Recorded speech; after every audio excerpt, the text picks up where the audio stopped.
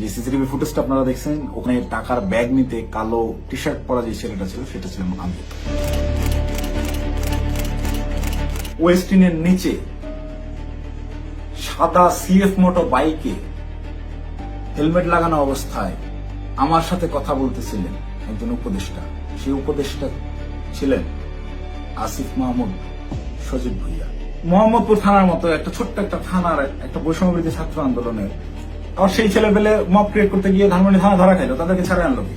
আব্দুর রহমান মাসুদের মতো এত বড় ফিগার, এই ইন্টারন্যাশনাল নেতা ওই রকম লোকজনদেরকে ছাড়াইতে থানায় যায়। কেন যায়? খোঁজ করেন, চোখের সামনে দেখতে পাচ্ছেন কারা কারা ধনী হয়ে গেছে, কিভাবে রাতারাতি ফকির নির্মলা কোটিপতি হয়েছে, এটা ওপেন সিক্রেট। এবং এদের এইসব টাকা পয়সা আসছে থেকে এইভাবেই।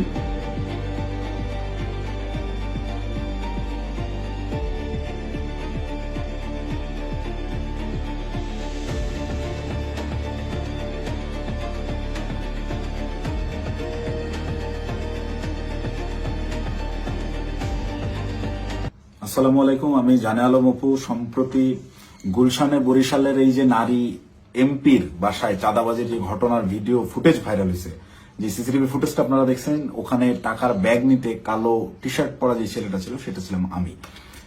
আপনারা এই একটি সিসিটিভি ফুটেজের মাধ্যমেই দেখেছেন যে বৈষম্যবিরোধী ছাত্র আন্দোলনের সমন্বয়করা চাঁদাবাজিতে জড়িত। আপনাদের যে সমন্বয়করা গত বছর আন্দোলনে আপনাদের কাছে মহানায়ক ছিল, তারা হয়ে গেল চাঁদাবাজ।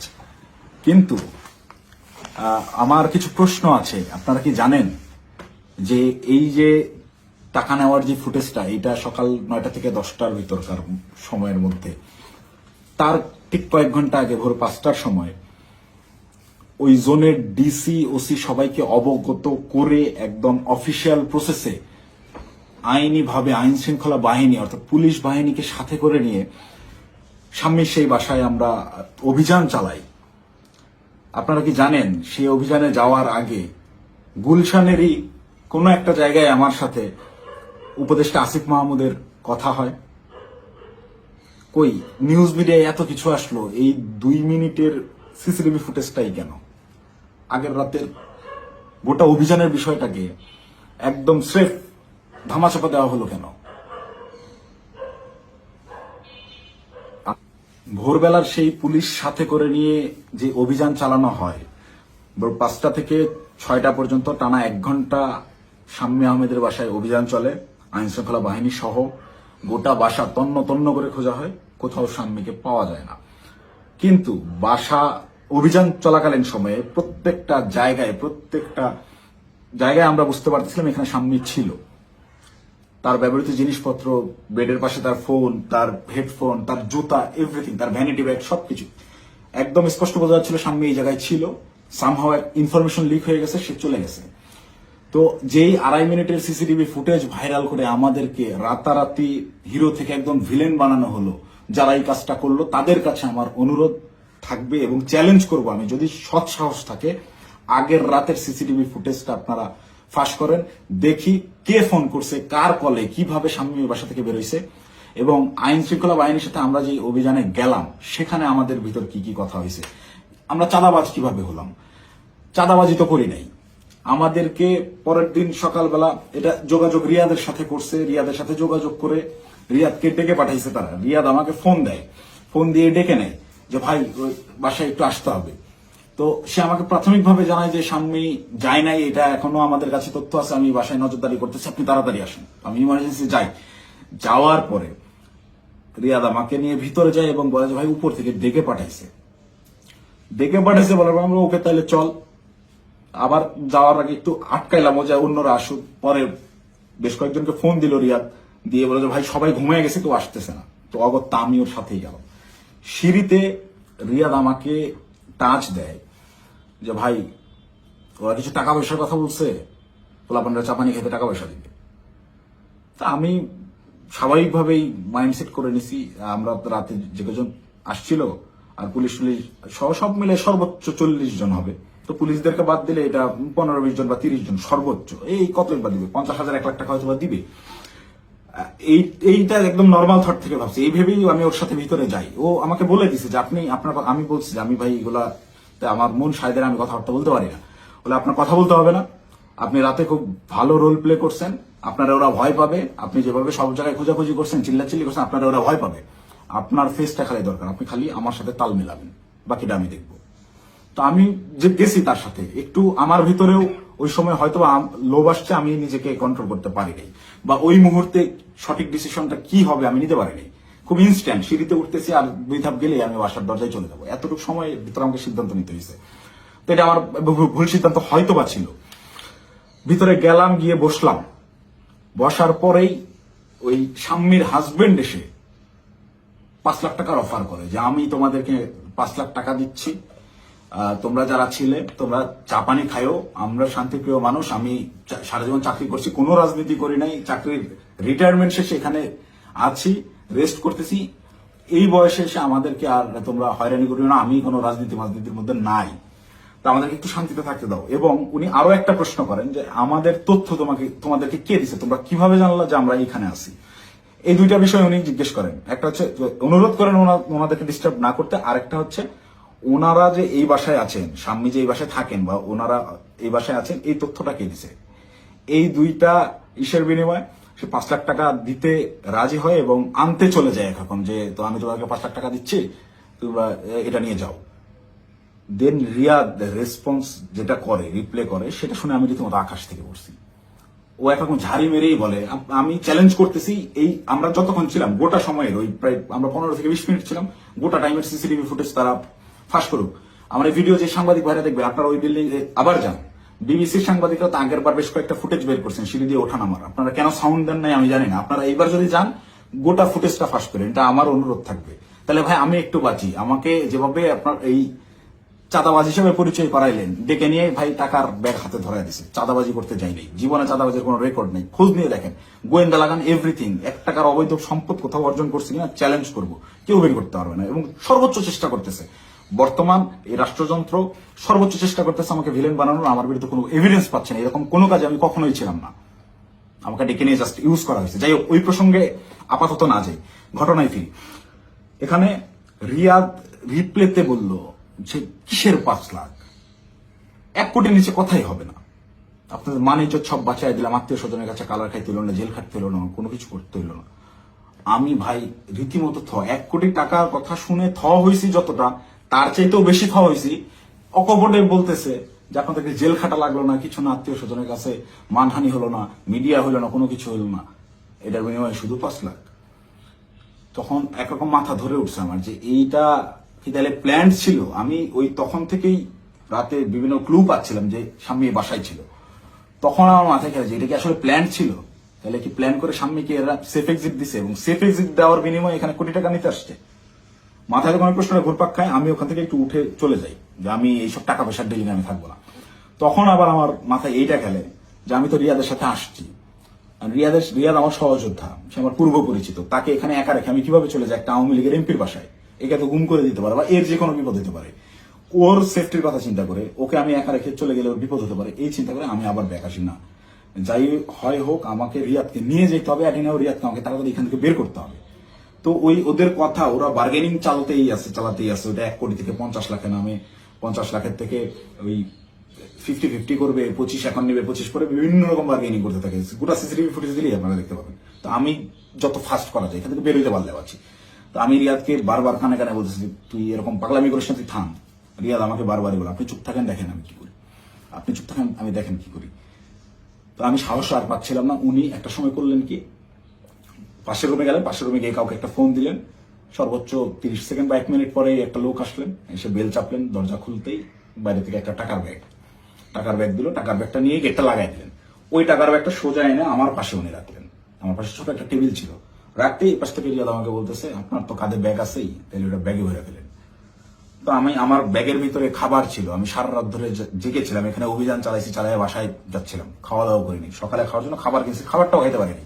এই খাবারটা বের করে রেখে টাকাটা ব্যাগে বললাম ভরে, আমি রিয়াদকে বলতেছি চল উঠি। রিয়াদ তখন নতুন আবার কাহিনী শুরু করলো যে না, এই 10 লাখ টাকা নিয়ে যাওয়া যাবে না। সে তখন বিভিন্ন ইনায় বিনায় আরো টাকা দেন, আপনি টাকা লাগলে ম্যানেজ করেন, সে টাকা ছাড়া উঠবেই না। তাকে একরকম অনুরোধ করে আমি এই জায়গা থেকে তুলি যে ভাই তুই আর ঝামেলা বাড়াইস না, তুই চল, আর তুই যদি বেশি ঝামেলা করিস তাহলে আমি এই টাকার ব্যাগও ফালাই দিই, আমি চলে যাই, তুই একা হ্যান্ডেল করবি। কারণ এখানে টাকা পয়সা এরকম তুই কোটি টাকা নিবি এটা আমাকে বললাম অবস্থা। এটা যদিও আমি বাইরে এসে বলছি লাস্টের লাইনটা। রিয়াদও দেখি আমি যখন বলছি আমি চলে যাবো তোকে ফেলে, তখন রিয়াদ একটু ভয় পেয়েছে এবং রিয়াদ আমার পিছে পিছে চলে আসে। তো বাইরে আসার পরে রিয়াদ আমার সাথে একরকম প্রচন্ড রাগারাগি শুরু করে যে দেখেন আপনি কি পাগল নাকি, আপনার জন্য হইলো না, আপনি মাত্র 10 লাখ টাকা নিয়ে চলে আসলেন কেন। আমি ওরে উল্টা ঝাড়ি মারতেছি, বেটা তুই পাগল নাকি, একটা মানুষের বাসায় গিয়ে ওখানে ক্যামেরা আছে, এই আছে, সবকিছু আছে, একটা মানুষের বাসায় মানুষ কি কোটি টাকা ঘরে রাখে, তুই একজন মানুষের বাসায় গিয়ে আন্দাজে বলতেছিস যে আমাকে 1 কোটি টাকা দিতে হবে। লোক বলতেছে টাকা নাই, বলতেছে ম্যানেজ করে এনে দেন। এটা তো পাগলামি ছাড়া কিছুই না। তুই কি অন্ধ হয়ে গেছিস, তোর কি বিবেক বুদ্ধি নাই হয়ে গেছে টাকার লোভে। ভাই ভাই তো আমার 1 কোটির কথাই বলে দিছে। আমি মানে প্রশ্ন যে করব কোন ভাই, এটা প্রশ্ন করার আগে দেখি রিয়াদের চোখ মুখ শুকিয়ে গেছে। মানে সেও আতঙ্কিত, তাকে 1 কোটির কথা বলে দেওয়া হয়েছে। এই 1 কোটি কেন আনা হইলো না, বা আমি যে বাধাগ্রস্ত করছি আমার জন্য সে 1 কোটি আনতে পারলো না, এটার জন্য সে আমার উপরে বিরক্ত এবং সে নিজেও নার্ভাস। রিয়াদের চোখে মুখেও দেখি চিন্তার ছাপ। পরে বললাম কোন ভাই, কখন বললো তোরে, কার সাথে কথা বলছিস আমি যাওয়ার পরে। বলছে রাতে কোন ভাই আসছিল দেখেন নাই। তখন আমি 30 সেকেন্ডের মতো চুপ করে থাকি, ভাবতে থাকি। যখন রাতে কোন ভাই আসছিল এইটার সমীকরণটা আমার মাথায় মেলে এবং রিয়াদকে আমি বলি যে ভাইয়ের সাথে কথা বলে আসলাম তুই কি সেই ভাইয়ের কথা বলতেছিস। রিয়াদ বলে হ্যাঁ। কয় আপনি বুঝতেছেন না, ওখানে ক্যামেরা আছে, সবকিছু আছে, সবকিছুর সামনে আমি 1 কোটি টাকা সাহস করতেছি, এটা কি এমনি। তখন আমার কাছে একটু এলেও বিশ্বাসযোগ্য মনে হচ্ছে না, আসলে এইটুকু একটা ছেলে ও 1 কোটি টাকা চেয়ে ফেলছে, ক্যামেরা আছে, এটা জেনে সহ ও জানে। কিন্তু এই বাসায় আমরা 3-4 ঘন্টা আগেও পুলিশ সহ অভিযান চালিয়ে গেছি, বাসার কোথায় কি আছে সব জানা। ও খুব ভালো মতো জানে এখানে সিসিটিভি ক্যামেরা আছে, সব রেকর্ড হচ্ছে। তারপর ও বিন্দু পরিমাণ ভয় ছাড়া ও অকপটে 1 কোটি টাকা চেয়ে ফেলছে। তাহলে অবশ্যই ওর কথার কিছুটা হইলেও সত্যতা আছে, ওর পেছনে ওই রকম ব্যাকআপ আছে। তো আমি একরকম মন খারাপ করে চলে যাচ্ছে, আমার মাথায় কিছু কাজ করতেছে না। তো রিয়াদ আমাকে জোর করে টেনে রিক্সায় তুলে ওই টাকার ব্যাগ সহ ঢাকার বিভিন্ন জায়গায় ঘোরাঘুরি করতে গেছে। আমাকে বিভিন্নভাবে কনভিন্স করতে গেছে, ভাই উনি তো বলছে। আমি নেমে আসার পরেও রিয়াদ গেটে ছিল, ওদের সাথে বার্গেনিং করে আসছে, 2 দিন সময় দিয়ে আসছে যে 2 দিন পর আমরা আবার আসবো, এটা বলে আসছে। তো আমাকে বলতেছে ভাই ওনাকে 2 দিন সময় দিয়ে আসছি, 2 দিন পরে কিন্তু আসতে হবে, আমাদেরকে টাকা তুলতে হবে। আমি ওর কথা বাড়াইলাম না, বললাম দেখা যাবে। আমি খালি চাচ্ছিলাম এখান থেকে আমি কাটতে পারলে পাচ্ছি, আমি কিসের মধ্যে পড়ে গেছি। এই ভাবে রিয়াদ চলে গেল ওখান থেকে ওই ওর বাসার দিকে। খুব সম্ভবত এটা মধ্যবাড্ডা বৈঠাখালী নামের একটা জায়গায় যাবে, সেই জন্য একটা সিএনজি নিল এবং আমাকে ছেড়ে দিল। আমি আমার মতো চলে গেলাম এবং যাওয়ার সময় আমি ওকে জিজ্ঞেস করলাম তুই টাকাগুলা কি করবি। ও বলছে ভাই পোলাপান যেগুলো আসছে পোলাপানকে দিতে হবে, তারপর ওই বাকি টাকাও তুলতে হবে, সব টাকা একসাথে তুললে তারপরে তো এটা ভাগাভাগির হিসাব। আমি টাকাই তো তুলতে পারলাম না, এটা তো যা দিচ্ছে এটা তো আজকের পোলাপানেরই খরচ, পোলাপানের চাপানি খাইতে দিছে। আমি একটু চিন্তায় পড়লাম, তারপর আমি বললাম তাহলে পোলাপানদের দিয়ে দিস। ও বলছে ওকে, বিকালবেলা ইনশাল্লাহ এটা ভাগাভাগি করব, আপনাকে ফোন দিয়ে জানাবো। তো বিকালে আমি এর মধ্যে আমি বেশ কয়েকজনের সাথে রাতে যারা ছিল তাদের বেশ কয়েকজনের সাথে যোগাযোগ করি এবং তাদের কথাবার্তা আমি সরাসরি স্বীকার করি নাই বা বলি নাই যে রিয়াদ এরকম করছে। তাদেরকে আমি বিভিন্নভাবে ঘটনাটা সম্পর্কে অবগত করার চেষ্টা করি যে তোর এরকম কিছু হয়েছে কিনা বা রিয়াদ কোনো টাকা পয়সা দিয়েছে কিনা। তো সবাই অস্বীকার করতেছে, মানে যারা আসছিল এই অভিযানটা চালাইতে তারা কেউ এই বিষয়ে অবগতই না। তার মানে এখানে ওই যে আমাদের গ্রুপে ইনফরমেশন দেওয়া হলো অমুক বাসায় আওয়ামী লীগের এমপি আছে বলে ছাত্রদেরকে চেতায় দেওয়া হলো, চেতায় দিয়ে এই ছাত্রদেরকে মব করতে পাঠানো হলো। ওখানে ছাত্রদেরকে পুলিশ বাহিনী সহ ওই এমপির বাসায় পাঠাইয়া ওই পরিবারকে ভয়ভীতি প্রদর্শন করা হলো। করার পরে ছাত্ররা সবাই যে যার মতো বাসায় চলে গেল। তারপরে চাঁদাবাজের দল চাঁদাবাজি করতে আসলো। ঘটনা এইটাই। এখান থেকে মাঝখান থেকে সাধারণ ছাত্ররা ব্যবহৃত হইলো। এই ব্যবহারের তালিকায় সেদিন আমিও পড়ছি, আমিও ব্যবহৃত হয়েছি এবং বিভিন্ন সময় বিভিন্ন ঘটনায় এরা এইভাবে বিভিন্নভাবে ছাত্রদেরকে ব্যবহার করে এইসব করে। তারপর বিকালবেলা রিয়াদ আমাকে ফোন দেয়, ফোন দিয়ে ডাকে হচ্ছে রামপুরায়। তো এমনিতেই আমি হাতিরঝিলে যেতাম, তারপরের দিন আমাদের বেসরকারি বিশ্ববিদ্যালয়ের প্রোগ্রাম হাতিরঝিলে, সেই প্রোগ্রামের বাস্তবায়ন কমিটিতে ছিলাম, ভেন্যু পরিদর্শনের জন্য যাওয়ার কথা। এমনিতেই যেতাম, তো ওর কথা শুনে আমি একটু হাতিরঝিল থেকে আগায় গেলাম রামপুরার দিকে। তো ওর সাথে যখন যাই সে আমাকে বিভিন্নভাবে কনভিন্স করার চেষ্টা করে যে ভাই আপনি অপ্রস্তুত হয়ে পড়ছেন এটা বুঝছি, কিন্তু এটা এভাবেই হয়, এরকমই, আপনি বলার জন্য আপনি জানেন না। সে আমাকে ইনে বিনে বিভিন্ন ভাবে প্রলোভন দেওয়া শুরু করে যে আপনি আপনি এ যাবত আপনি কয় টাকার মালিক, আপনি কয় টাকা কামাইছেন। দেন আমি ওকে ডিরেক্ট বলি যে ভাই এই মাসে আমার সেমিস্টার ফাইনাল পরীক্ষা গেছে, আমি টিউশন ফি দিতে পারি না, জন্য পরীক্ষা দিতে পারিনি। আপনার জায়গায় যদি আমি থাকতাম, রিয়াদ সরাসরি আমাকে বলছে, আপনার ফেস যদি আমার থাকতো, আমি যদি আপনার ওই আপনার কেন্দ্রীয় যে পদ, সেই পদ যদি আমার থাকতো, এতদিন আমি কমপক্ষে 20 কোটি টাকা কামাইতাম। রিয়াদ আমার মুখের বলছে আপনি একটা বলো। তো আমার এই কথাগুলো শুনে আরো বেশি খারাপ লাগতে লাগলো যে কি বলে, প্রচন্ড মন খারাপ। আমি ওকে বলি যা হয়েছে সুবাদ আমরা হাতে জেলে যাই, প্রোগ্রামের কি অবস্থা দেখি। আমার মূল কনসার্ন আমার আবার সাংগঠনিক কাজে ফেরা। তো হাতে জেলের প্রোগ্রামের ওইটা পরিদর্শন করে ওই জায়গা থেকে সন্ধ্যা হয়ে গেছে।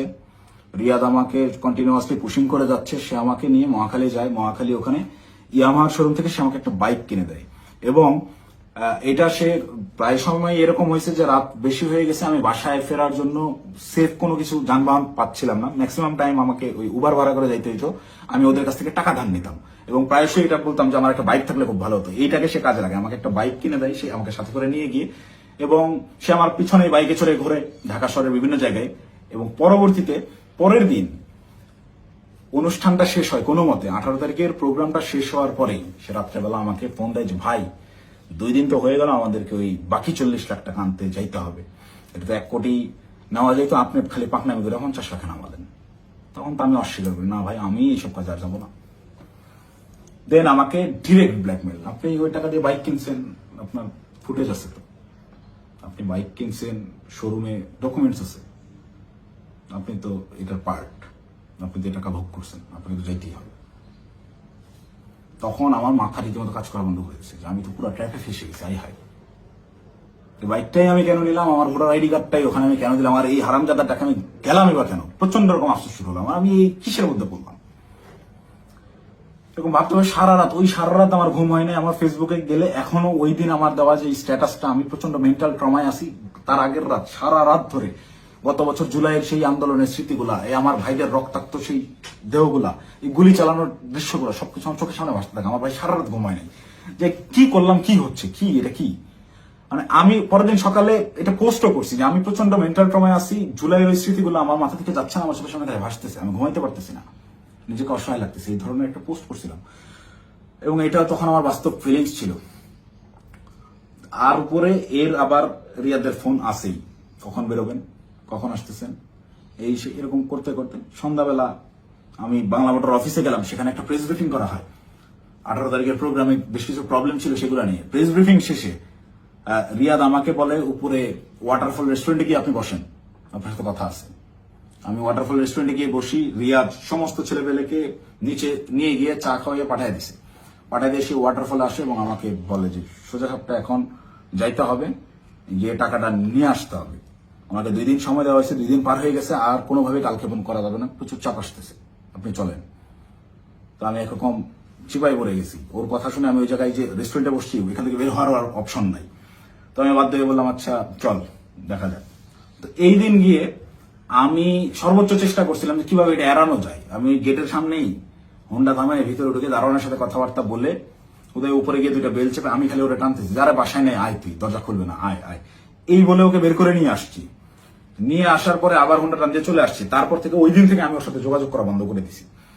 টানা 2 দিন ওর সাথে আর যোগাযোগ করি নাই। ও আমাকে মেসেজ দেয় বিভিন্ন ভাবে, আমি যে টাকা নিছি, আমাকে যে ট্র্যাপে ফালানো হচ্ছে, এইটা বারবার সে উল্লেখ করার চেষ্টা করে। আমাকে মেসেজ করে, ভাই টাকা নিয়ে হারায় গেলেন, খোঁজ নাই কেন? প্রত্যেকটা মেসেজে টাকা শব্দটা মেনশন করে, যেন পরবর্তীতে সেটা স্ক্রিনশট আমার বিরুদ্ধে ব্যবহার করতে পারে, বা আমাকে বোঝায় যে তুমি যে টাকা নিছো এটা কিন্তু এভিডেন্স আছে। আমাকে ব্ল্যাকমেল করার চেষ্টা করে। তো আমি রিয়াদের মেসেজ রেসপন্স করা অফ করে দিলাম একটা সময়। এবং যখন দেখলাম আমি ট্র্যাপে ফেসে গেছি এবং ওরা যা বলে আমাকে তাই করতে হবে, তখন আমি রিয়াদের সাথে সম্পূর্ণরূপে যোগাযোগ করা বন্ধ করে দিই এবং রিয়াদকে বলি তুই যদি আমাকে এইগুলো নিয়ে চাপ দিস তাহলে আমি কিন্তু সমস্ত কিছু ফাঁস করে দেবো, এবং ওই বাসায় তুই যদি আরেকবার যাস, আমি এখনই ওই বাসার লোককে ফোন দিব, সে যেন থানায় বলে রাখে, পুলিশ দিয়ে তোদের যেন ধরায় দেয়, অথবা এই সিসিটিভি ফুটেজ যেন ফাঁস করে দেয়, আমার যা হবে হবে, তোদের এইসব আমি আর মানতে পারতেছি না। দেন রিয়াদও ভয় পেয়ে যায়, একরকম ও আমাকে থ্রেট মনে করা শুরু করে। ও দেখি রিয়াদ আর ভয় আমার সাথে যোগাযোগ করতেছে না। এবং সর্বশেষ যে ঘটনাটা ঘটে, রিয়াদ যেদিন ধরা খায় সেই দিন সে আমাকে না জানায় গেছে, সে আমাকে থ্রেট মনে করা শুরু করে। এবং এইটা সে তার উপর লেভেলের যে ভাইরা আছে, যে ভাইরা তাকে নিয়ন্ত্রণ করে, সেই ভাইদেরকে সে জানায় যে অপু এটা পজিটিভলি নেয় নাই, প্রচুর সমস্যা করতেছে। আর আসলে পজিটিভলি নেওয়ার মতো না, এই এক্সপিরিয়েন্স আমার লাইফে ফার্স্ট টাইম। তো রিয়াদ ওই দিন যে গেল আমাকে সম্পূর্ণরূপে না জানায়, এবং আমার কোনো আগ্রহ ছিল না, আমি ওইটাতে যাইও নাই, এবং আমি যাব না জন্যই, ওদের এই ট্র্যাপে আমি আর ইউজ হব না জন্য প্রচন্ড রাগে ক্ষোভে আমি একরকম ওই ফোন টোন সব অফ করে একটু সাইলেন্ট হয়ে যাই, যে আমাকে যেন না পায়। আমার ভালোই লাগতেছে না, আমার বিবেকের তাড়নায় আমার মন চাচ্ছিল আত্মহত্যা করি। মানে আমার কিছু করার নাই, ওরা ব্ল্যাকমেল করা শুরু করছে, আপনি হুন্ডা কিনছেন, এই করছেন সেই করছেন। রিয়াদ যেদিন অ্যারেস্ট হয়ে প্রথমে থানায় গিয়ে প্রথম স্টেটমেন্টই এটা দিছে যে এই জায়গায় চাঁদাবাজি জানে আলম অপু করছে, টাকা জানে আলম অপু নিছে, সেই টাকা দিয়ে সে বাইক কিনছে। মানে এইটা পূর্ব থেকেই ওকে শেখানো স্টেটমেন্ট। টাকা নিলে 10 লাখ, থানায় গিয়ে সাংবাদিকদের সামনে বলতেছে যে এরা 5 লাখ টাকা দিচ্ছে, 5 লাখ টাকায় জানা আলম অপু নিছে, নিয়ে 3 লাখ টাকা দিয়ে বাইক কিনছে, বাকি টাকা ওর ওয়াইফের চিকিৎসায় খরচ করছে। মুখস্থ বয়ান বলে দিবি, তুই কি জানাস আমার ওয়াইফ অসুস্থ কিনা? আন্দাজে একটা কথা বলে দিল। আমার ওয়াইফের গত 6 মাসে ওইরকম মেজর কোনো অসুস্থতা আসে নাই যে যার জন্য মেডিকেলে টাকা দিতে হবে। যাই হোক, রিয়াদ অ্যারেস্ট হয়ে থানায় গিয়ে যখন প্রথম স্টেটমেন্টটাই আমার বিরুদ্ধে দিল, এবং ওই জিনিসগুলো যখন আমি দেখলাম যে আমার সিসিটিভি ফুটেজ ভাইরাল করা হয়েছে, এবং রিয়াদ রিমান্ডে তো গেল পরে, আমি রিমান্ডে যাওয়ার পর স্টেটমেন্ট দিলেও আমি বলতে পারতাম যে সে নির্যাতনের ঠেলায় হয়তোবা নিজে বাঁচার জন্য দোষ আমার উপর পার করেছে। তা না, সে অ্যারেস্ট হয়ে থানায় গিয়ে প্রথম স্টেটমেন্ট দিচ্ছে আমার বিরুদ্ধে যে এইগুলো সব জানা আলম অপু করছে। এটা তার শেখানো বলে ছিল, তার উদ্দেশ্য ছিল আমাকে কর দেওয়া। এবং এখন পর্যন্ত রিয়াদের বিষয়টাকে ইচ্ছাকৃতভাবে মিডিয়া ট্রায়ালে রাখা হয়েছে। যতক্ষণ পর্যন্ত আমাকে না ধরতে পারবে, এই সমস্ত দোষ আমার উপরে না চাপাইতে পারবে, ততক্ষণ পর্যন্ত এরা থামাবে না। এরা আমি বাইরে থাকার থ্রেড মনে করতেছে। আমি আসতেছি, যে কোনো সময় আমি অ্যারেস্ট হয়ে যেতে পারি, আমাকে ওই হাসিনার মতো গুম করা হবে। হাসিনা যেভাবে নিয়ে আয়না ঘরে রাখতো মানুষজনদেরকে, কেউ জানতো না, বলতো সে নিজে একা একা হারায় গেছে। আমাকে বলতো যে সে চাঁদাবাজি করছে, করে এখন গা ঢাকা দিছে, কোথায় না কোথায় গিয়ে আছে। তো আমি জানি না আমার আসলে কি অপেক্ষা করতেছে, তবে আমি মহান আল্লাহ তাআলার কাছে শুকরিয়া জ্ঞাপন করতেছি। হয়তোবা জীবনে কোনো একটা ভালো কাজ করছিলাম, যার বিনিময়ে আল্লাহ তাআলা আমাকে ওই দিন ওই জায়গাটায় নেওয়া থেকে বিরত রাখছিলেন। আল্লাহ তাআলা হয়তোবা চান নাই যে আমি ওই পরিমাণ বেইজ্জতি হই, যার কারণে আমাকে নেয় নাই। আমি শুকরিয়া আদায় করি মহান আল্লাহ তাআলার কাছে, আমি চিরকৃতজ্ঞ। যাই হোক, এখন আমি যে কোনো সময় আমাকে আপনারা জেলখানায় দেখতে পারেন, আমার লাশ আপনারা নদীতে ভাসতে দেখতে পারেন, অথবা হঠাৎ করে একদিন টেলিভিশন খুলে দেখবেন যে আমি ওই বসে আছি, আমার সামনে প্রচুর টাকা পয়সা, মদ, তারপর হচ্ছে অস্ত্র শস্ত্র দিয়ে আমাকে দেখানো হচ্ছে আমি ঢাকা শহরের সবচেয়ে বড় মাফিয়া ছিলাম, গ্যাংস্টার ছিলাম, আমাকে অ্যারেস্ট করা হয়েছে। এরকম যে কোনো নাটকই সাজানো হইতেই পারে। তো এই নাটকগুলো যদি সাজানো হতে পারে, বা আমাকে এভাবে ফাঁসানো হতে পারে, আমাকে দিয়ে এই কথাগুলো বলানো হতে পারে, তার আগেই সঠিক সত্যটা জাতির উদ্দেশ্যে, জাতিরকে জানানোর জন্য আমার এই ভিডিওটা বানানো। এখন আসি, অনেকেই এই ভিডিও দেখে বলবেন যে ভাই তুই এই 4-5 দিন ধরে চুপচাপ থেকে খুব সুন্দর স্ক্রিপ্ট লিখছিস। অনেকে, আমি যখন পোস্ট করছিলাম যে আমি গোটা বিষয়টা ক্ল্যারিফিকেশন একটা ভিডিও দিব, অনেকেই কমেন্ট করছে যে হ্যাঁ ভাই সময় নেন, সমস্যা নাই, ভালো করে স্ক্রিপ্ট লেখেন, তারপর আইসেন।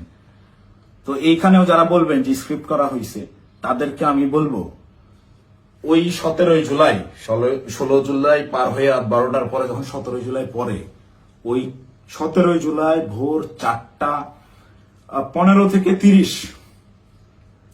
এই 15 মিনিট সময়, কিংবা 4:10 থেকে 4:30, এই 20 মিনিট, বা আমি যদি আরো 10 মিনিট বাড়াই, 4:10 থেকে 4:40 পর্যন্ত 30 মিনিট আমি বললাম, এই 30 মিনিটের ওই যে গুলশান 2 মোড় পার হয়ে যেই 5 স্টার হোটেলটা, ওয়েস্টিন ইন্টারন্যাশনাল যে হোটেলটা, এই ওয়েস্টিনের নিচে সাদা সিএফ মোটো বাইকে হেলমেট লাগানো অবস্থায় আমার সাথে কথা বলতেছিলেন একজন উপদেষ্টা। সেই উপদেষ্টা ছিলেন আসিফ মাহমুদ সজীব ভুইয়া। আপনাদেরকে চ্যালেঞ্জ করব, আমাকে ভুল প্রমাণ করার আগে আপনারা ওই সিসিটিভি ফুটেজ জাতির সামনে আনবেন, এনে দেখাবেন যে ওই সময় আসলে এরকম কোনো কিছু ঘটে নাই, আমার সাথে আসিফ মাহমুদ সজীব ভুইয়ার কোনো কথাবার্তা হয় নাই, সে ওখানে আসে নাই। একজন উপদেষ্টা ভোর 4টার সময় বাইকে চড়ে হেলমেটে মুখ ঢেকে গুলশানের মতো অভিজাত এলাকায় কি কাজে আসে, এটা আমার জানার কথা না। আমি তো মামুলি পার্সন, তারা তো হাই লেভেলের পার্সন। আর আমার সাথেই কেন কথা বলতে হয়, বা কি বা কথা হয়। এবং ওই যে রিয়াদ বললো রাতে যেই ভাই আসছিল, এবার সমীকরণটা আপনারাই নিলাম যে রাতে কোন ভাই আসছিল, কোন ভাইয়ের সাথে আমার কথা হয়েছে এবং কোন ভাইয়ের কথা রিয়াদ ইন্ডিকেট করছে। শুধু ওই ভাই না, আরো যেসব ভাই আছে সব ভাইরাই এটাতে জড়িত এবং এটা ওপেন সিক্রেট। এই সকল ভাইরা, এই যে আমাদের আসিফ মাহমুদ সজীব ভুইয়া ভাই সেদিন যে সিএফ মোটো বাইকটা নিয়ে আসছে, এই রাত্রেবেলা বাইক রাইডিং করতে সে গুলশানে আসছে, ওই ওয়েস্টিনে 5 স্টার হোটেলে ছাড়া সে বসে না কোথাও।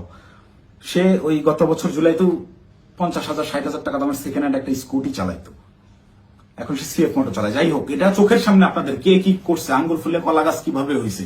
যে সকল ছেলেপেলেরা ওই হলে থাকতে পারতো না ছাত্রলীগের যন্ত্রণায়, বাইরে বাসা ভাড়া নিয়ে থাকবে, বাসা ভাড়ার টাকা থাকতো না, বিভিন্ন রাজনৈতিক নেতাদের কাছ থেকে টাকা ধার নিয়ে থাকতে হইতো, ডোনেশনে যাদের ম্যাচ ভাড়া চলছে তারা এখন ডুপ্লেক্স বাড়িতে থাকে, নিজস্ব গাড়িতে চলাফেরা করে।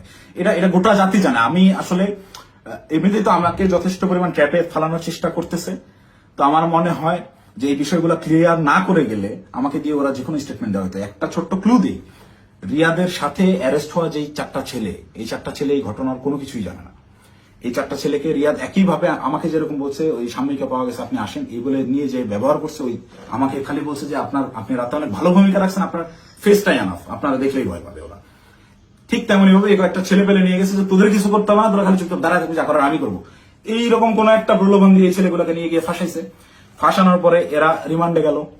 এরা কি হত্যা করছে ভাই? 10 দিনের রিমান্ড কেন লাগবে? 10 দিনের রিমান্ড এই কারণেই চাওয়া হয়েছে বা 7 দিনের রিমান্ড এই কারণেই দেওয়া হয়েছে যে ঠিক ততক্ষণ পর্যন্ত এদেরকে জিজ্ঞাসাবাদ করা হবে যতক্ষণ পর্যন্ত এরা তাদের দেওয়া স্ক্রিপ্টেড দেওয়া বক্তব্য নিজেরা প্রকাশ না করতেছে। ভাই এই একটা চাঁদাবাজি সিসিটিভি ফুটেজ ফুটেজ সব আছে, এইটা তদন্ত করতে 7 দিনের রিমান্ড লাগে না, এটা বুঝতে রকেট সায়েন্স লাগে না। এখন ওই ছেলেগুলা যারা চাঁদাবাজিতে মানে গোটা ঘটনার সাথে কোনোভাবেই কানেক্টেড না, এই ছেলেগুলা আমি নিউজ দেখলাম প্রাথমিকভাবে স্বীকার করে নিচ্ছে চাঁদাবাজিতে জড়িত থাকার কথা। তারা জড়িত না থেকেও জড়িত থাকার কথা স্বীকার করে নিচ্ছে। মানে এদের উপরে কি পরিমাণ চাপ আসছে হিসাব করে দেখেন, আপনারা ভেবে দেখেন। তো আমার মাথায় এইটাই ঘুরতেছে যে আমাকে ধরার পরে আমাকে কি পরিমাণ চাপ প্রয়োগ করবে, আমাকে কি না কি বলাবে। তো এইসব কি না কি বলে ওদের ওইসব প্যাচের মধ্যে আমি আর নাই। আমি সত্যটা বলে গেলাম, এখন যদি আমাকে গুম করে, আমাকে খুন করে, যাই করুক, আমি ভিডিওতে যা বলে গেলাম এটা শতভাগ সত্য, আমি দায়িত্ব নিয়ে বলতেছি। আমি আপনারা অনেকেই আমার পরিচিত মানুষজনদের ভিতরে অনেকেই ভিডিওটা দেখবেন যারা আমার সহযোদ্ধা, যারা আমার সাথে এতদিন চলাফেরা করছেন এবং যারা আমার সম্পর্কে জানেন, যারা আমার শুভাকাঙ্ক্ষী, তারা অবশ্যই এই কথাগুলো বিশ্বাস করবেন। তারা জানেন আমি ওই রকম দুর্নীতির সাথে যুক্ত হতেই পারি না এবং আমাকে তারাও ইউজ করে সুবিধা করতে পারে নাই। সুবিধা করতে পারে নাই জন্যই আমাকে আটকে দেওয়ার এত চেষ্টা। তো আমি যদি গুম হয়ে যাই, খুন হয়ে যাই, নিখোঁজ হয়ে যাই, যাই হোক, আমাকে যাই করুক, আপনারা দয়া করে এই সত্যটা জেনে রাখবেন, এইটাই প্রচার করবেন। অপু চাঁদাবাজ ছিল না এবং জুলাইকে বিক্রি করে চাঁদাবাজি যারা করতেছে, যারা ধনী হয়েছে, ফকিরের পোলারা কোটিপতি হয়েছে, তাদের বিরুদ্ধে আওয়াজ তুলতে গিয়ে অপু নিজেই চাঁদাবাজ হয়ে গেছে, ষড়যন্ত্রের শিকার হয়ে। ভাই আমি যদি চাঁদাবাজি করতাম, ভাই এই 1 মাস আগে আমার ইউনিভার্সিটিতে আমার সেমিস্টার ফাইনাল পরীক্ষা গেল, মাত্র 60 থেকে 70,000 টাকার মতো আমার ডিউ ছিল। এই 60-70,000 টাকা আমি দিতে পারিনি, এই জন্য পরীক্ষা দিতে পারিনি। আমি এনসিপির পদযাত্রায় গেলাম 5 তারিখে পদযাত্রা আমার জেলায় ছিল, আমি 4 তারিখে গেছি। আত্মীয় স্বজন, বাসার ফ্যামিলি মেম্বার সবাই জানে যে আমি আমার জেলায় সমাবেশ, এই কারণে আমি পরীক্ষা দিচ্ছি না। আসলে আমি টাকার অভাবে পরীক্ষা দিইনি। আপনার ইউনিভার্সিটিতে খোঁজ নিয়ে দেখেন, আমার পোর্টালে গিয়ে দেখেন আমার ডিউ কত টাকা। আমি রেজিস্ট্রার স্যারকে মেইল করছিলাম যে স্যার আমাকে পরীক্ষা দেওয়ার পারমিশন দেওয়া যায় কিনা, তারা আমাকে পরীক্ষা দেওয়ার পারমিশন দেয় নাই ডিউ রেখে। আমি এনসিপির সমাবেশে যাই 4 তারিখ, আমার বউয়ের কাছ থেকে 4,000 টাকা ধার নিয়ে যাই এবং ওই টাকা শেষ হওয়ার পরে আরেক ফ্রেন্ডের কাছ থেকে 2,000 টাকা ধার আনি। এভাবে ধার দেনা করে চলা লোক আমি যদি চাঁদাবাজি করতাম, ওদের মতো কোটি কোটি টাকার মালিকই হইতাম, ওদের সাথে লিয়াজো করে এইসব করতাম, আমাকে এত কষ্ট দিন যাপন করতে হইতো না। তো আমাকে চাঁদাবাজের যে নাটক করে আমাকে চাঁদাবাজ বানায় ভিলেন বানানো হইলো, এদের জন্যই, এদের সাথে থেকে জুলাই এইরকম সংগ্রাম করছি, মানে আমার মাথায় খেলে না। আমি জুলাইতে, আপনারা যারা আমাকে আগে থেকে চেনেন তারা দেখছেন কিভাবে আমি একদম মুমূর্ষু অবস্থায় হাসপাতালে 13 দিন 14 দিন পড়েছিলাম। 30% 40% রিকভার করছি। অর্ধেক অসুস্থ অবস্থায় হাসপাতালের বেড থেকে চিকিৎসাধীন অবস্থায় আমি উঠে গিয়ে আবার আন্দোলনে যোগ দিচ্ছি। আমার মন মানতেছিল না, আমার বিবেক কোনোভাবেই থামতেছিল না, আমার মস্তিষ্ক মাঠেই পড়েছিল না, আমার ভাইদেরকে হত্যা করতেছে, এটা আমি মানতে পারবো না। তো একইভাবে এই চাঁদাবাজের ঘটনায় যেভাবে আমি ফেসে গেলাম, আমার মাথায় এটাই ঘুরছে না, এটাতে আর সায় দেওয়া যায় না, এটা আমি সায় দিতে পারবো না। সেদিন থেকেই আমি বিরূপ আচরণ শুরু করি, এইসব চিন্তা ভাবনা আমার মাথায় ঘুরতে থাকে। আমি ওই জুলাইয়ে যে সংগ্রাম আপনাদের জন্য করছিলাম সেই সংগ্রাম সবসময় জারি রাখবো। আমি কখনো চাঁদাবাজি করি নাই ভাই, ওইটা আমার রক্তে নাই। আমার মায়ের ফোন গত 8 দিন ধরে আমি ধরার সাহস করি না। আমার মামাকে কন্টিনিউয়াসলি ফোন দিয়ে যাচ্ছে। আমার আম্মা আমাকে ওই শিক্ষা দেয় না, আমার বাবা আমাকে ওই শিক্ষা দেয় না। আমি মার ফোন ধরে যে হ্যালো বলবো, এই হ্যালো বলার সাহস আমি করতে পারিনি এখন পর্যন্ত। আম্মুকে আমি হ্যালো বলার পরে উত্তরটা কি দিব? আমাকে আপনারা চাঁদাবাজ বানায় দিলেন ভাই। আমার মাথায় গেল। আমার ওয়াইফ আমাকে ফোন দিয়ে বলতেছে যে আমার হাজবেন্ড চাঁদাবাজি করে, এটা আমাকে দেখতে হইলো। এটা দেখার আগে আমি আত্মহত্যা কেন করলাম না? আমার মৃত্যু কেন হলো না? তুমি দয়া করে এই মুখটা তোমার আমাকে আর দেখাইবা। আমি আমার ওয়াইফের ফোন এখন পর্যন্ত আর ধরার সাহস করিনি, ওই যে ফোনটা কাটছি। মানে আমার জীবনটাকে এইভাবে কি, যেই লোকজন আমাকে নিয়ে গর্ব করতো, আমার যেসব আত্মীয় স্বজন ভাই ব্রাদার যারাই ছিল, যারা গর্ব করতো আমাকে দিয়ে, তারা দেখে আমাকে নিয়ে উল্টাপাল্টা লিখছে ফেসবুকে। যে সকল লোকজন বিভিন্ন রকম কাগজপত্র, অমুকের মামা, তমুকের খালা, অমুকের বউ, এরে ট্রান্সফার, ওরে প্রমোশন, আমার বাসায় কমপক্ষে 100 জন বিসিএস ক্যাডারের সিভি বইরা আছে, যারা আমার পিছে পিছে ঘুরছে, এই কাজ করে দেবো, ওই কাজ করে দেবো। এইসব লোকজন কোটি কোটি টাকার অফার, এগুলো কাজ আমি করি নাই জীবনে, করে সচিবালয় গিয়ে তদবির করি নাই। এদের কোনো প্রবলেম না। আমার এগুলো আমি বলে দেখে যান, দেখা যাবে হোয়াটসঅ্যাপে মেসেজ ভাই দেখতেছি, পরের দিন থেকে আমি ইগনোর করি রীতিমতো। আমাকে কোনো প্রলোভনে এরা কেউই ফেলতে পারেনি। কিন্তু আপনাকে মানে চাঁদাবাজ আপনাকে বানাবে কেন? চাঁদাবাজ বানাবে কেন? এই যে আমাকে ঘটনাটাই সিস্টেমেটিক্যালি রিয়াদ আমাকে ইনভলভ করে ফেললো। রিয়াদ তো আর জানতো না যে আমি এইভাবে রিয়াক্ট করে ফেলবো। রিয়াদ এটা কন্টিনিউয়াসলি করে। রিয়াদের বিরুদ্ধে প্রচুর অভিযোগ। ওর পেছনে শুধু ওর ওই মাঝরাতের ওই ভাই না, আরো অনেক ভাই জড়িত। ওকে অনেক ভাই শেল্টার দেয়। সেসব ভাইদের সাথে রিয়াদের কত ঘনিষ্ঠ সম্পর্ক, তার ছবি আপনারা দেখছেন। একটা কোলে নিয়ে ছবি তুলে, একটা ঘাড়ে নিয়ে ছবি তুলে। এটা এমনি এমনি না। আমি একজনকে চিনি না, তাকে আমি ঘাড়ে হাত দিয়ে ছবি তুলবো না, নর্মালি পাশে দাঁড়িয়ে ছবি তুলবো। হ্যাঁ, ব্যাপার আছে অনেক। ছবি তোলার ধরন, কথাবার্তার ধরন, আই কন্ট্যাক্ট, ওইগুলো দেখে বোঝা যায় কার সাথে কিরকম সম্পর্ক। ফাইনালি এই যে আটকের যে নাটকটা, ভাই দেশে কত কি হয়ে যাচ্ছে। এই সামান্য 10 লাখ টাকার জন্য এত বড় নাটক, এই 4 দিন 5 দিন ধরে মিডিয়ায় এই আর এই, এটা এমনি এমনি না ভাই। এখানে পেছনে রাঘব বলদেরকে ঢাকার জন্য এই চুনোপুটিদেরকে বলির পাঠা বানানো হয়েছে। এদেরকে আমি হলপ করে বলতে পারি, আমি যতদিন অ্যারেস্ট না হচ্ছি, এই ঘটনায় আমার উপর দোষ চাপানো না হবে, ততক্ষণ পর্যন্ত মিডিয়ার ট্রায়াল থামবে না। যদি আমি এই ভিডিওটা না দিতাম, আমাকে ধরে নিয়ে ভিলেন হিসাবে বানাই দিয়ে গোটা ঘটনা ধামাচাপা দিয়ে দিত। বাট সামহাউ আল্লাহ চাইছেন আমি ওই দিন ওখানে যাই নাই, এবং আমি না যাওয়ার কারণটাও এই সত্যটা জেনে যাওয়া। আমি যখন এই সত্যটা জানছি, তখন থেকেই আমার বিবেকের তাড়নায় আমি একরকম আমার মাথা পাগল হয়ে গেছিল। একবার আমার আত্মহত্যার সিদ্ধান্ত নিচ্ছিলাম, একবার কি করবো ভেবে পাচ্ছিলাম যে আমি কোথায় এসে পড়লাম। এখন এরা আমাদেরকে দিয়ে, এরা আমাদের ছাত্রদেরকে ইউজ করে এইভাবে মব ক্রিয়েট করে চাঁদাবাজি করতেছে। আরে ভাই, এই ছাত্রদের রক্তের উপরে যারা এরা উপদেষ্টা হয়েছে, মানে নর্মাল থিঙ্কিং করেন। আপনি যখন এটা ভাববেন, আপনি ওই দিনগুলো যখন স্মরণ করবেন, আপনার চোখের সামনে একজন গুলি গেছে, রাস্তায় রক্ত পড়ে আছে, রক্তটা আপনার চোখের সামনে ভাসতেছে। এই রক্তের উপর দাঁড়ায় থাকা একজন লোক যখন এই রক্ত যারা ঝরাইছে সেই সকল ছাত্রদেরকেই আবারও ইউজ করে স্বার্থ হাসিল করতেছে। আমি তো মিথ্যা কথা বলতেছি না। খোঁজ করেন, চোখের সামনে দেখতে পাচ্ছেন কারা কারা ধনী হয়ে গেছে, কিভাবে রাতারাতি ফকির নির্বলা কোটিপতি হয়েছে। এটা ওপেন সিক্রেট। এবং এদের এইসব টাকা পয়সা আসছে থেকে এইভাবেই প্রত্যেকটা গ্রুপ। এই যে মোহাম্মদপুর থানায় আহ্বায়কে গ্রেফতার হইল, মোহাম্মদপুর থানার মতো একটা ছোট্ট একটা থানার একটা বৈষম্যবিরোধী ছাত্র আন্দোলনের আহ্বায়ক, যে ভোলা থেকে উঠে আসছে একটা ছেলে, সবাই মাত্র পলিটেকনিক পাশ করে আসছে, অনার্সে ভর্তি হয়েছে, বিএসসি করতে ভর্তি হয়েছে। এই ছেলে ঢাকা ইউনিভার্সিটিতে পড়ুয়া স্টুডেন্টের কাছে 1 কোটি টাকা চাঁদা চাচ্ছে। আর সেই ছেলে পেলে মব ক্রিয়েট করতে গিয়ে ধানমন্ডি থানা ধরা খাইলো, তাদেরকে ছাড়া আনলো গিয়ে। আব্দুল রহমান মাসুদের মতো এত বড় ফিগার। আব্দুল রহমান মাসুদ তো এখন ইন্টারন্যাশনাল নেতা হয়ে গেছে। সে একটা সেদিন একটু ইসে দেখলাম, সে বলছে আমাকে দেশের সবাই চিনে, ইন্টারন্যাশনাল নেতারাও চিনে। সে ইন্টারন্যাশনাল নেতা হয়ে গেছে। এই ইন্টারন্যাশনাল নেতা ওই রকম লোকজনদেরকে ছাড়াইতে থানায় যায়। কেন যায়? ওই রাব্বি নাম ছিল ছেলেটার, মোহাম্মদপুরের রাব্বি। ওই রাব্বি যদি কট খায় ওই জায়গায়, আব্দুল রহমান মাসুদের নামটা ফ্যাশ হয়ে যায়। আব্দুল রহমান মাসুদকে, ওই রাব্বিকে সেভ করতেই হবে, কিচ্ছু করার নাই। সে মিডিয়ার সামনে ওই জায়গায় তোপের মুখে পড়ছে আন্নান মাসুদ, তাও রাব্বিকে ছেড়ে আসে নাই। পুলিশের সাথে নেগোসিয়েশন করে নিয়েই আসছে রাব্বিকে তার ছাড়বে না। কিন্তু এই ঘটনাটাই আমি তো ধরা ছোঁয়ার বাইরে ছিলাম। রিয়াদকে তারা সেভ দিলেও আমি তো বাইরে ছিলাম, যে কোনো মুহূর্তে ফাঁস করতে পারি। এই ভয়ের জায়গা থেকে রিয়াদকেও আর বাঁচায় নাই যে দুইটাকেই আটকাইতে হবে। আমাকে ধরার জন্য সর্বোচ্চ চেষ্টা করতেছে। আমি কতক্ষণ বাইরে থাকবো, কতক্ষণ টিকে থাকবো আমি জানি না। যে কোনো সময় আমার যে কোনো কিছু হয়ে যেতে পারে। তো আমি গোটা জাতির কাছে সত্যটা বলে গেলাম, এবং সেই দিন সিদ্ধান্তহীনতায় হোক কিংবা লোভের বশবর্তী হয়ে হোক, আমি যে ভুল কাজটা করে ফেলছি, রিয়াদের প্ররোচনায় পড়ে ওই জায়গায় বাসায় ওনাদের দেওয়া ওই টাকাটা হাতে নিয়েছি, এইটার জন্য আমি গোটা দেশবাসীর কাছে ক্ষমা প্রার্থী, এবং আমি আমার দোষ স্বীকার করে নিচ্ছি। এবং আমি প্রচলিত আইন অনুযায়ী, যেহেতু আমার নামে মামলা হয়েছে, আমি বিচার ফেস করতে রাজি আছি।